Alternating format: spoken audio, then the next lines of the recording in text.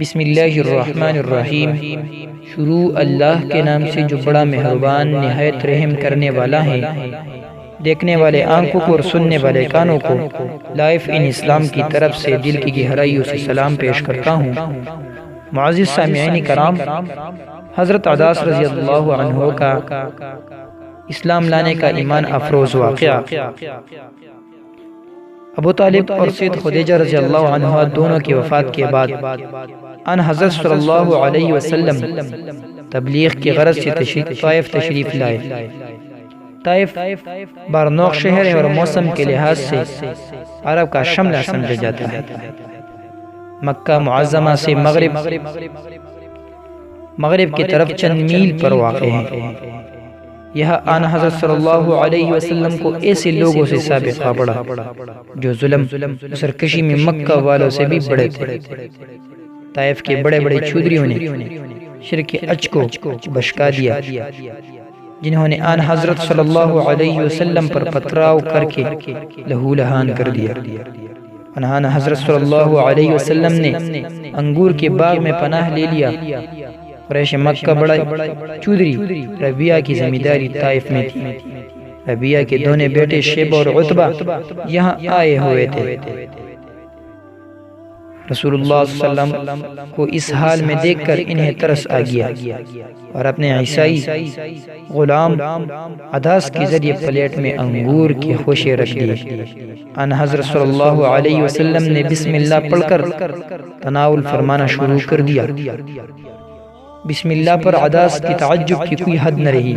عرض کیا، اے صاحب، اس بستی کے رہنے والے تو یہ کلمہ نہیں پڑھتے، خدا را مجھے بھی اس کی حقیقت بتا دے۔ تو رسول اللہ صلی اللہ علیہ وسلم نے فرمایا، تمہارا وطن کہاں ہے اور مذہب کیا ہے؟ عداس، میرا وطن نینوا ہے اور مذہباً نصرانی ہوں۔ رسول اللہ صلی اللہ علیہ وسلم نے فرمایا، وہی نینوا جہاں ایک مرد صالح یونس بن متہ پیدا ہوئے۔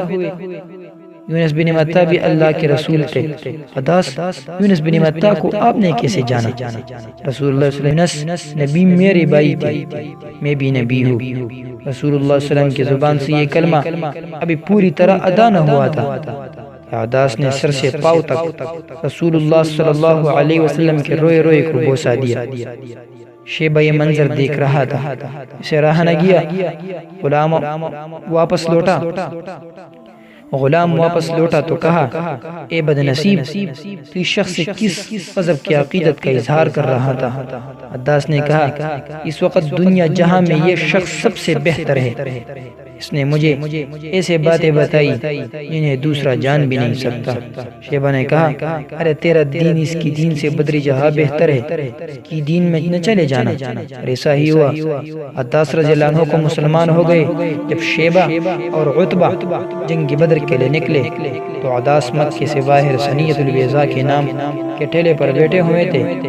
شیبہ اور عتبہ ادھر سے گزرے تو حضرت عداس رضی اللہ عنہ نے رک کر کہا، وہ شخص واقعی رسول ہے، آپ آگے کا قدم نہ اٹھانا، خود کو مقتل میں لے جانا ہے۔ مگر شیبہ اور عتبہ کی تقدیر میں اپنے سرغنہ ابو جہل سے ہم بغل ہو کر بدر کے اندھے کنویں کے نجس موت درج تھی، اور عداس کے مقدم میں بدر کی شہادت کا عروج۔ اور ایسا ہی ہوا۔